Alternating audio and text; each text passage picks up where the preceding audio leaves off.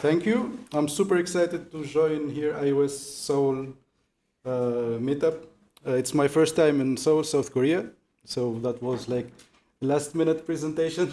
So hopefully it will go it will go smooth and you will learn from it. It's called Codeless Ship More Supercharging Your iOS Journey with AI.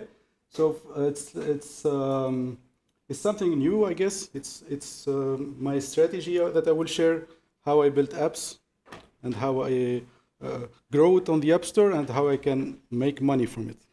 So that's basically the talk or the topic of today. A little background of myself. So I'm coming from Tunisia, which, as you can see here, it's a small country, south of Italy. Somebody maybe they're asking where is Tunisia, and I'm living in Germany, Berlin, for the last 10 years. I'm an indie developer and iOS engineer, so I have my own apps.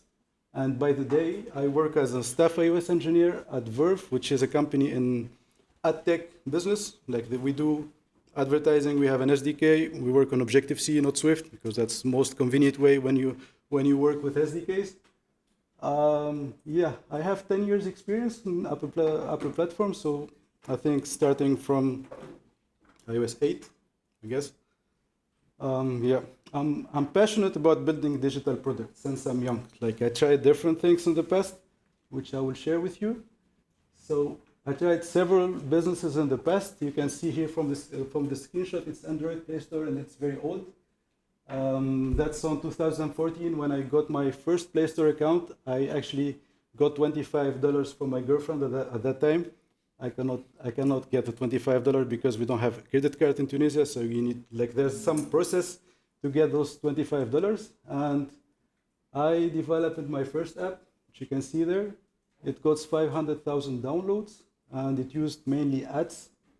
You can see it gets 45K users, active users per month, which is not bad. Without paid ads, without advertising, so it's only just pure development and keep it on the Play Store, just like that. It's not the same thing as nowadays. It's more difficult now. And then in 2016, I moved to Germany, and I had to focus on jobs, so I left building apps. I cannot do it anymore. Now I need to focus on job and build my career further. 2018, after 2 years on that, I tried side jobs, which the trending thing was at that time drop shipping. So I started selling baby products, like this baby carrier product. It was a failure, so I did not succeed on that business. And then after 2 years, I started Amazon FBA. For some people here who knows that, it's Amazon fulfillment by Amazon, which you get goods from basically China, and then you ship it on Germany in warehouse, and then you can start selling it with Amazon.de or .com or whatever. So that was a success. I made 200K in sales, but then there's a lot of bureaucracy in Germany, so there's a lot of taxes, and I was a freelancer, so that adds to my full-time job, which is I had to pay a lot of taxes, so I had to quit. And then somehow I remembered that I'm an iOS developer, so I can take advantage of that.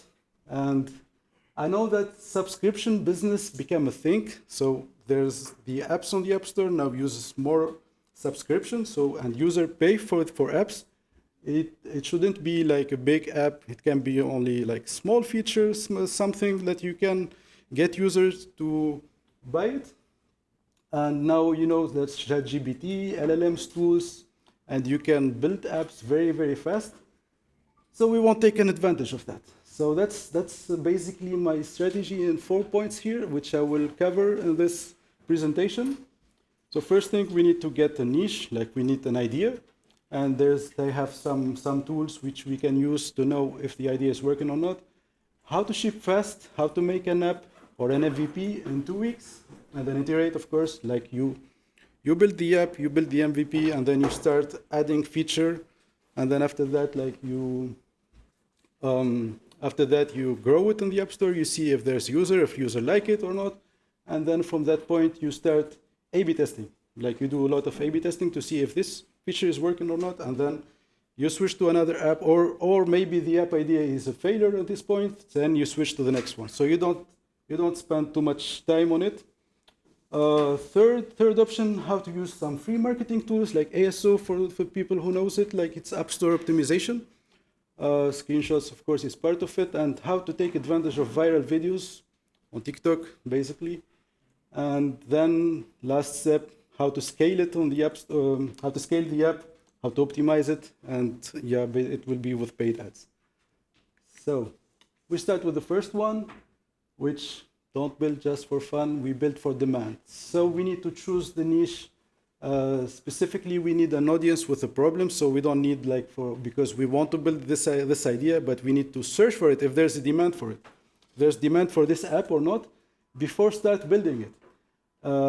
There's a point more, or the most important point is to solve a problem, to solve a pain point. It's not just an idea. So it's not about I'm thinking of making the next Facebook. It's not working like that. It can be a small app.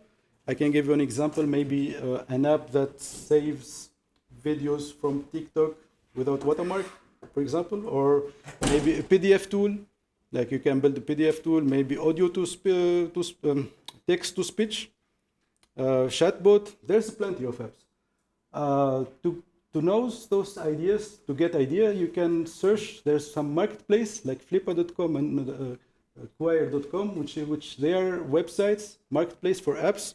People, they sell their apps there, so you can see if the apps is successful or not, how much money they are making, and if that idea is making money, then probably if you do the same, then you will take some portion of that money back.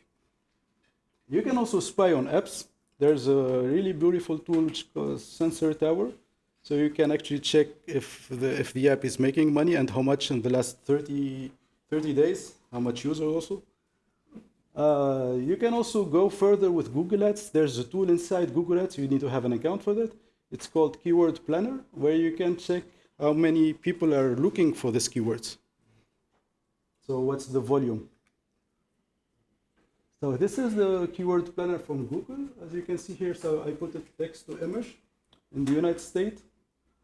And you can see text to image, there's a monthly search. The average monthly search is around 10K to 100K, which is not bad.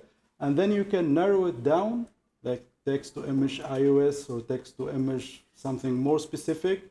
You can change the country. So you can validate your idea or the keyword that you want to use from here.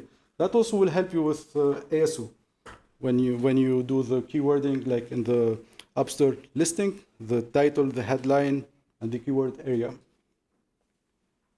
This is a Sensor Tower.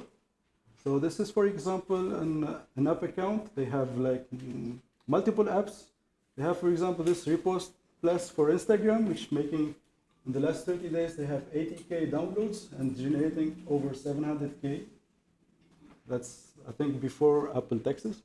So that's a huge money there. And there's another app which generates taxes. So you can basically do that for any app on the App Store.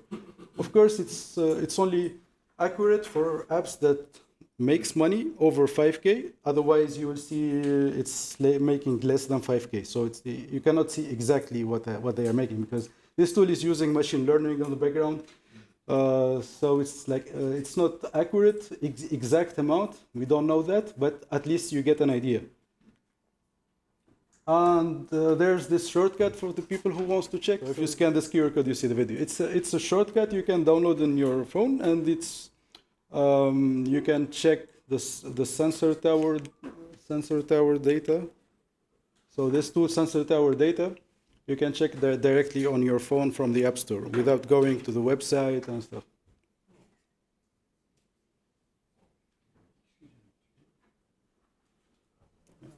Doesn't work? Okay. Okay. So continue further. So now the second topic, it's the development, how we develop the MVP. Like we start tiny and ship fast. Usually what I do is we're starting with one key feature. Like we don't need to build the big apps from the beginning. It just can be like a small app, small one feature that focuses on the problem that we want to solve.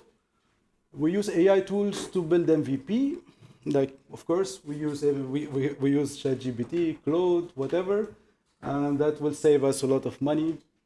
And okay, also we, as developers, that was the hard part for me, like third point here, over engineering. So I usually, because in my work we do like code review and we need to check the code quality and stuff like that, but it's not like that when you work on your own apps. At this point, spaghetti code is okay. So you don't need to focus too much on architecture. You need to ship fast, grow it, and then if it's working, then you have time to refactor the code after that. But you need to be fast, focus, to build the app, ship it on the App Store, and start making money with it. So yeah, that's my tech stack that I use on everyday basis. Like, of course, ChatGPT for Back's ideas. Yeah. Claude, like for doing the architecture, usually because it's way better than ChatGPT for this point. Also for backend, I have my own server. There's Cursor, like it's really good for when you build the app from scratch. Like it's really good because it will have access to like not Xcode, but it will have access to all the files together. So it's really nice. And of course, some tools for images, screenshot, promotion. So you get an idea. Also for the mockups, that's really good. Sometimes when I have an idea, so I know like 3-4 competitors, I took the screenshot of the mockups or the interface of those apps, and then try to do some investigation together with ChatGPT. How we can optimize those apps? What's the feature that I can add on the top of those apps? So how to be better than those apps?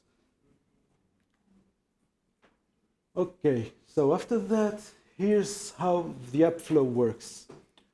Like you don't need a lot of screens. Maybe in total, the app will be maybe like 10, 15 screens maximum. So you need to have a good onboarding before screen. You need to have a paywall for subscription. You can use RevenueCat SDK or Superwall. They have like cloud paywall, so you don't need even to write the UI on Swift UI or something. So you can do it on the cloud, which make it easier to do the A/B testing later. Like you test if the subscription, this option is working for user, this text is working, the background color, a lot of stuff. So you can play with it and see what's converting better for you. And then that comes the main feature of the app. Can be one screen, can be multiple, and of course you have the setting page. So that's basically all what you need to develop the app. If you split it, so you see it, you see it more visible here, or you can take advantage of that. So for example, this is one onboarding for one of my apps, which is like it's using Screen Time API to focus and to disable, so it has the ability to unlock apps, gets some stats after like locking some apps, so how much you focus it today, this week, this month. This is basically some onboarding. As you can see here, you can get also some data from the onboarding, so you can add it to your funnel and check who are actually your users. You can use that data later for the marketing, especially for paid ads. You can make it more custom experience. Basically, I said here, like you will save 5 years if you use this app of your time.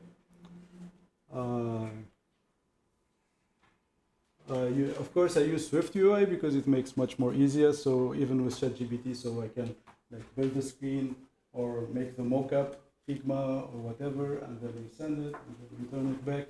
So Swift UI is way better to work with ChatGPT or any other AI tools because it's actually write programmatic code. So it's not like UI kit. You don't need to deal with storyboard here. Another option that I usually do is I generate component like SPM, Swift Package Manager, so to make it easier for the next app. And I want to develop next app. So there's of course some common component that I use. Here I have purchase kit, which is an SDK or as SPM, Swift Package Manager, for managing all the subscription-related things. There's Review Kit here to ask for review for the user. It's kind of tricky, this one, because we know that the default pop-up from Apple is not presented every time, even if you present it from code, but sometimes it's not there. So I made this little package to check on my own if this pop-up is already presented. Otherwise, I will present my own view. So at least I will ask the user for review, because reviews at this point is very important, especially at the beginning. Yep. That's kind of my architecture for MVPs. It's really easy. So as you can see here, there's the views, view models, and there's the managers. Also, view modes you can ignore for this point. You can only do all the things in the manager. And there's app coordinator for the navigation, and there's app config. Here's an example here, how you can split the folder in Xcode. There's an example of the coordinator, for example, how I do the switch between onboarding, the main, the paywall, depending on the current flow for the view model. Yeah, and now we go to the AI feature. We know that the trends now is to include some AI feature in your app. If you mention AI in your app, then it will be probably a little success story. So there's plenty of ideas you can do. You can do chatbot. I have a chatbot. I have one app which makes text to image and image to image. So you can prompt something, it will generate an image. 3D is also a thing. Also in Try Swift Tokyo, they talked about 3D a lot. So basically there's a use case there. So I'm thinking of actually making an app on 3D, like text to 3D maybe. You can do your own search. There's plenty of use cases, small app ideas where you can take this opportunity and do something with it. Another important thing, you can rely on open source models because you want to be scalable. But of course, if you use, for example, the chatbot, so you make an app with basically ChatGPT and only text, that's okay for scalability. But if you have another app, text to image, and you use ChatGPT with DALL-E, then it will be very expensive. If you have 1,000 users, so one image will cost you around maybe 80 cents or 90 cents. But if you go with a lot of users, then it will be very expensive. And there's an alternative. You can use an open source models for that, which I will show you later. Yeah, for the open source, there's a Hugging Face, which is like an AI platform where they gather a lot of models, open source, so you can choose from there, and then you host it on your own server. There's also Civit AI. This is, for example, the interface of Hugging Face. There's this Flex One model. This is Flex Schnell. It's kind of model for generating image. They have text to image. So this actually you can download it and host it in your own server and then expose it as an API to use in your app.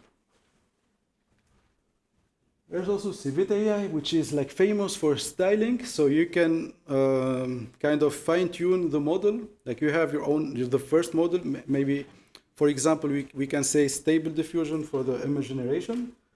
And you want some kind of realistic photo. So you can add on the top of it some LoRa. It's called LoRa. It's like styling where you can download from here. And then you have a model which can generate realistic photos for you. And where to host? There's two options I can say. You can host whatever you want if you are experienced with that. But we are iOS developers, so we don't know too much about that. So I usually use Rampod or Replicate. Replicate, it's much more easier. They have a serverless option where you don't need to do Python code or anything. You just need to find the model, place it in the config in the website, and then you have actually an API exposed automatically. And also Rampod, they have the same thing. But I go with my own server. So I will show you here how I host in Rampod. It's very easy, the steps. You get the GitHub repo from there. You choose the graphic card for the image, because here I'm showing the AI image. So, and you need to pay per hour. And this is basically my server. So, and ChatGPT wrote that for me. So it's very easy. So you can even ask him to write a similar thing if you want to do this the same setup. Like there's two files to download the model, the LoRa's, the handler to handle all the AI things, like the ML things here. And there's the main to expose the API, and then requirement and start is just for getting some extension to start the server. Those are some libraries and framework that I use. Fast API, for example, which is like to expose as an API, which you can then consume it on your iOS app. At this point, you have an exposed API, so you can use it directly in your app. And also, you need to pay only the server. Maybe it will cost you for like medium size, I would say $200, $300 per month, which is good. You don't need to pay a lot. And it's fully customizable, so you own everything and you can change if you want to add more security later, you want to add more APIs, you can definitely do that. It's very easy. Yeah, so I think that's it from second point. Now we go to the third point, which is App Store optimization. So now you developed the app, you validated the market, and then now we need to ship it on the App Store. We ship it. How to optimize it? So how people will know that we already have an app on the App Store. There's a free tool. You can use App Store optimization. There's a lot of videos on the internet to know about this.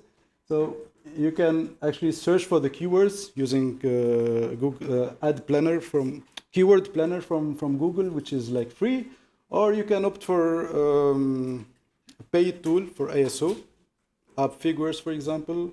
It's a bit expensive, but as a beginner, there is also some cheaper tool. Maybe $50 per month, even cheaper you can find. There's one tip: you need to localize your app. Here in the QR code, I made an app, and it's macOS app, where I can take advantage of AI and localize the app using string catalogs. You know, this new thing on Swift. So I localize the whole app in all available App Store languages automatically, which is like, maybe it will take 5 minutes. So, and you have at the end an app which is in 30 languages. Yeah, you need to focus on screenshot because that's the first thing that the user will see. And there's some bonus here. So like there's a free app campaigns for newly launched apps. There's an app advice. It's an app and website where you can ask them to advertise your app on their website. They have some criteria. It should have like 5 reviews in the US at least. There's also another tool which is AppRaven. It's an app also on the phone. You have a listing on your app. So people will do reviews. Will ask. It's like a forum also. It's a community. And my advice here is you can offer free lifetime plans on those two, for example, and then you get thousands of users immediately from day one. So you launched on day one, and you get thousands of users. On one of my apps, I launched it on App Advice after getting those 5 reviews from US, and then I got in 1 week 50K users, which is like for free. I don't need to pay for anything. There's also, you need to take advantage of videos. So, and we are talking about AI here. So I want to share with you a tool called, what is it? Nathan? Yeah. N8N, I don't know. Maybe that's it. Nathan. So it's a tool how to generate, I think it's a small, you cannot see the flow exactly, but basically this whole flow is getting some topics from a Google Sheet, generate titles, then optimize the prompt, then do text to image, get the image URL so it will host it, and then image to videos, do the voiceover, send it to Telegram, and then you can basically post it directly on TikTok, on YouTube. So it's this example is for doing POV videos automatically for you, so you don't need to do anything. So you have videos. You can narrow it to your topic of your app. You can also customize it by adding some landing page to download your app at the end. And yeah, it takes some time to do the setup, but after that you have a marketing companion for you to do it. It will do everything, which is amazing. Yeah, so let AI scale your reach. Yeah, and of course you need to keep testing. So this one, it should be optimized over and over. Maybe one video will reach like millions of views, and it's free traffic for you. And now we have some traffics, we generate a bit of money, and what to do next? We need to keep testing, like do a lot of A/B testing here.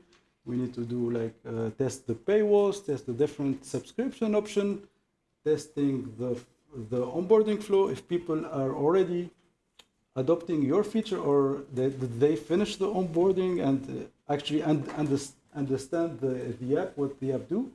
You can also, at a certain point, start doing some paid ads. There's Apple Search Ads, which is a bit expensive. There's Google Ads. You can also try TikTok ads. That's mainly the three sources of paid ads which people do. That's more of testing here, but in this time, it's about the logo, screenshot, product page optimization. You can also check on the App Store Connect the conversion rate. Like you do some change on any of those things, and then you can check the conversion rate directly. Another option is to do like UGC, user-generated content collaboration, like from TikTok or Instagram, to find new users for you. That's it. So let's summarize here. So we picked up a focused niche. We validated with the market. We know that it's a success. There's some competitor. We build an MVP, we keep iterating on it, we promote it with ISO, we have videos that works for us, we don't do anything. What we should do next, iterate, of course, keeps improving, adding new feature, and of course monetize. This QR code is a school group. I don't know if you're familiar with school group, it's like a community where you can find like different topics. And it's from my friend, and I got most of my learning from that school group. It's a paid group, so maybe you can, if you want, you can check it out. Yep. Thank you. And let's connect. Very nice, especially on this very short amount of time that you had. It's pretty cool. It's 30 minutes. You said 30 minutes. Yeah, so. Perfect. Very refreshing topic that I've never heard here. That's why I choose this topic. Usually it's about development, so now I want to maybe show you something else. It's not only about development. Everyone can develop right now on the AI world, so maybe we can take that advantage to build something and knows other skills like marketing. Yeah. How to do that? Yeah. Also, you were teaching people how to make money, so people were very focused on the topic. They were asking me. That's important. Yeah. Will the slides be available for later? So, all right. Any questions? Yeah. I have a question. Yeah. Page number 14. Page number 14. Yeah.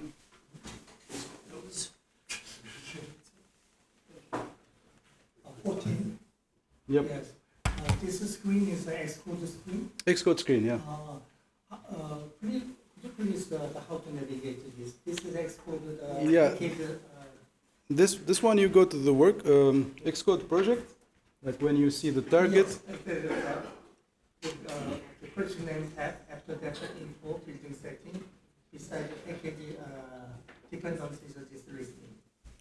Where to get this package dependencies, you mean? How to navigate to this screen.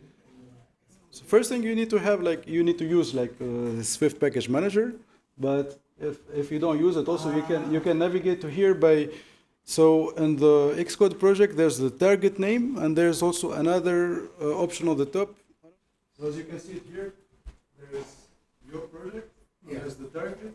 If you click here, the project, then you can see that. Oh, okay. Thank you. Yeah, that was it? Okay.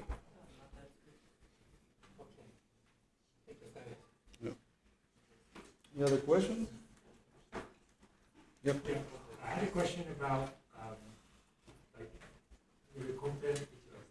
I had a question about how you showed a screenshot about like the flow you had to generate content. UGC, you mean? UGC content? Like- Yeah. I was just wondering how, like, what do you input into that? And Ah. it was a bit abstract. Yeah. That's really a good question. Yeah, because there's no answer for that. Like, you can, so first answer, you can reach people. Like you can search for influencers. Like they do the topic AI. If you are up in the, I don't know, like fitness, for example, you can search for fitness influencers and ask them directly. There's also some tools, some website where they do the search for you. I never tried that, so usually I do my own search. So yeah. Okay, yeah, I was referring to like you had like the Google sheet. Ah, you mean the automated one? Yeah. Okay, yeah. So what's the question again? I'm not. Yeah, I wasn't sure about like, what do you input into that process. Yeah. What is, So this one you mean? yeah. Yeah, this one will generate something, some POV videos. I can show you an example. It's not here, but yeah, just give me a moment. So it will generate some videos like that, for example. Some POV videos. You can choose the topic, depends on your app. 10 seconds videos, which will keep posting automatically on TikTok or YouTube or whatever. And then you will get some reach after some time, because you don't need to do anything actually. You don't need to like create actually the videos, but it's AI will do that for you. You just need to fine tune some stuff. Is that like you're configuring it via the Google sheet? Via what? Via the Google sheet. The Google Sheets here has some topics which will take from it and generate some titles, some like generate the idea or the script, I would say. There's OpenAI here to optimize it, and then we get some data from here. Then we do the images, like some images where we can get together. Then we do the videos. So actually, this is a service, paid service to do the image. And this is another paid service. There's also the voiceover here, where we can sometimes some of the videos has voiceover. So there's another videos, and then we save it. And there's also, if you search on the internet for this flow, there's some tutorial on YouTube, and there's also some school community I can share later where they share this knowledge, how to do that. If you are into that thing, because it's too complicated to be honest. It's too complicated. And you can do multiple things. So Do you personally use this? yeah, I use that, Okay. of course. And like how much like how much does it cost to like generate? Yeah, it's not too much to be honest. So the video, 10 seconds video will cost less than $1, so it's not too much. It's depending on the lot of configuration that you do, depending on the quality that you want, the length of the video, the steps to generate the images of the video, so to get super good quality. Then, so the processing time will be longer, and this time you need to pay more, basically. Yeah. Yep. Or maybe here we. Okay, left side the beginning. Which side is beginning? Left to or right? Left side or right? Where's the beginning? The left side. Left side. Yeah, on the Nathan. Oh, there's this side the beginning. On the Nathan, just the side that you got. The first step is the left one. The First left step one. is Oh, okay, that is the the beginning. green circle. Oh, okay. That's the schedule. Yeah, it goes from left to. Ah, yeah. That's what I mean. Yeah. It goes from here to here. Yeah. Okay, beginning. There's plenty of example if you want to check that. There's YouTube videos, so you can do multiple things with AI. So it's just an automation. So this tool is an automation where you can trigger a lot of things together, and then you can build something. So in my case, I tried this POV videos. Yep. What was the name of your app? The screen time app, you mean? The app that you like use this. Because I can tell later because this it will be recorded, so I don't want to say any app names. Yeah, but I can say it later. Yeah. And like, how much do you rely on anything? How much I rely on what? On this platform? Anything? It's pretty new, I would say. I tried it last month. I'm still getting like some traffic from the videos that I post. Like maybe on the videos it gets 800 views, 300 views. So I'm still experiencing it, like So you're trying not to sure- get some traffic from it. So you're not sure about how much load it can handle, right? Not sure. Yeah, not sure. Because we use the same platform in the company I work for, but Ah, we have like 300,000 daily active users, and we don't know if we should keep it or move somewhere else. yeah, I definitely have less than that. So like on the app that I'm testing, it's kind of 5,000 active users. Yeah. So You mentioned that you are using the AI models for applications. So I'm just curious, how do you count like expenses?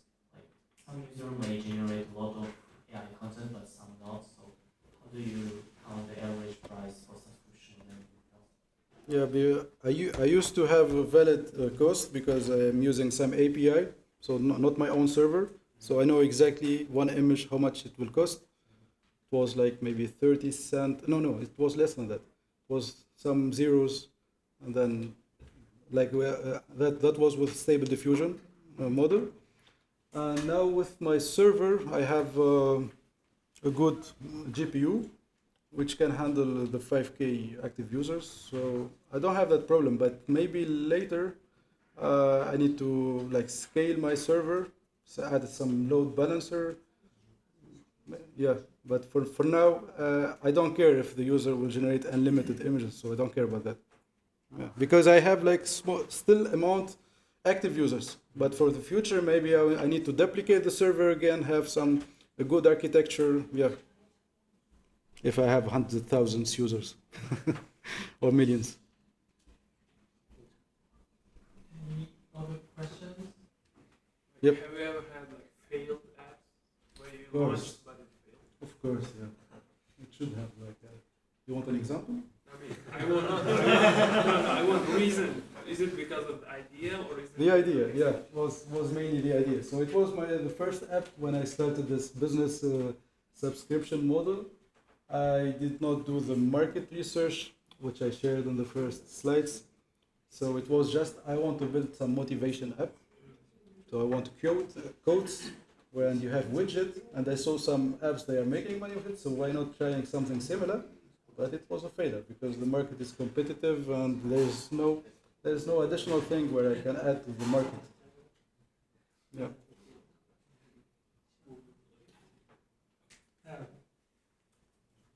So how many like apps do you like try out multiple apps at the same time, like up and running? How many apps I have? How many apps are you maintaining? Is there like Usually, yeah, I got the question here. Usually, I want to focus on one app per time, like just one app. But if it's just a small update, then I can do two at the same time. So sometimes you need just a small update, like there's a bug you need to fix immediately while working on another app with a big feature. So you can manage to work it, but two apps at the same time with a bigger feature, that's not possible, of course. Otherwise, you need to have someone like freelancer to work with you. Yeah, so you kind of got like one app in development and then one in maintenance, and then like if one app doesn't work, you just drop that and move on. Oh, actually, yeah.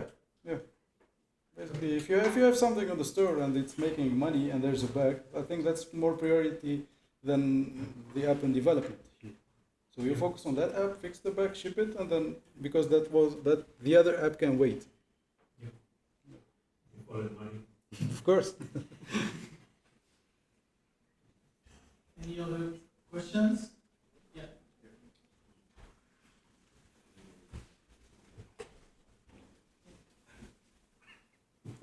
Uh, um, let me give you a question rather than extending the marketing problem Mm-hmm. in terms of building mobile application. So, do you personally prefer cross-platform frameworks like Flutter or React Native during the first phase, like MVP or onboarding? And when developing with AI, which do you think better for mobile apps, cross-platform or native like CPUI or Jetpack Compose? Mm. I personally like native apps, like native iOS to be more specific. I don't like cross platforms. Yeah, but for the simple reason that I'm an iOS developer, so which makes sense. But yeah, cross platform can work if you want to have, if your app maybe in the IoT, for example, which you need to have both platform at the same time. But with a subscription, usually there's more money on iOS than Android. So if you want to build an MVP and you are an iOS developer, so it's better to start with iOS. If you want to focus on ads, so not like mainly on subscription, then you can use Android. You can develop an Android because it's more on the advertising business. People there tends to watch ads, not to pay for subscription. That's mainly difference. And that's my personal opinion here. Yeah. So does it answer your question? And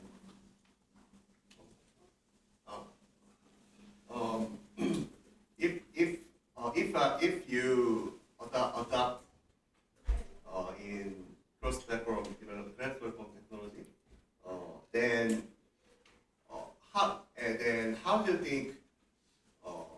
you think it is appropriate that migrating from cross-platform to each native platform? So if you have one app in React Native or Flutter, and then you want to migrate to native, that's your question? So it's like starting from scratch, I think. Yeah. It's like you'll have no scratch project because you cannot just migrate from Flutter to native. So either you stick with a cross-platform project, you can grow it because what I'm sharing here is not about the technology. So even React or Flutter can work with this strategy. So it's not about that. But if you want to migrate, then at this point you need to start from scratch, like building for iOS, Swift, or Kotlin, Android. Yeah. I would disagree. Disagree. Okay. If it's React Native. If it's React I Native. mean, yeah, you can start. Yeah, if it's React Native, you can build like native modules, native UI. You can kind of refactor your code base. That's what I mean. Yeah. I mean, that would be like. Yeah, that could be. Yeah. But at the end, Quite migration, but, yeah, but at the end you will have like mixed project, you know? Yeah. Like you still rely on React Native. I mean, you can. I mean, if you like create your modules, they slowly just take up bigger and bigger components. Oh yeah. I Okay. mean, I'm not speaking from experience, but. That's. I think. Yeah. I mean. I don't have an experience on React Native and Flutter, so my experience is mainly on iOS, Android native. Yeah. I tried small project on React Native and Flutter, but not that experienced. So yeah, can be true. Yeah, I mean, I'm developing that with Expo and React Native. Okay. Yeah, I know about like the module system. Cool. Yeah, but, yeah, to be honest, I haven't heard of like, I don't know. Can we check here maybe how many people use native, how many people use cross-platform? Like native, if native, then you can raise your hand. How many people are native? So, how many people are That's less than cross-platform? expected. Yeah, one hand on the Okay. How about the shipping process? Since you're developing your ideas with the AI stuff, right? Mhm. So the App Store should check the applications, right? So it takes kind of time. It's very sensitive process. So To upload or to ship your app to the App Store? yeah. So before that, the Apple should check App review? Yeah, app yeah. review, yeah. But it's normal app review. It's not because it has AI or something. There's normal app review. Any apps will go to the same process. Of course, depends on the niche. If it's competitive, if it has a similar feature, then Apple may reject you. They will say you need to change something, you need to change because it's like spamming the App Store. Mhm. They have this rule. Mhm. So yeah, but it's the usual process, I would say. Not different because it has AI.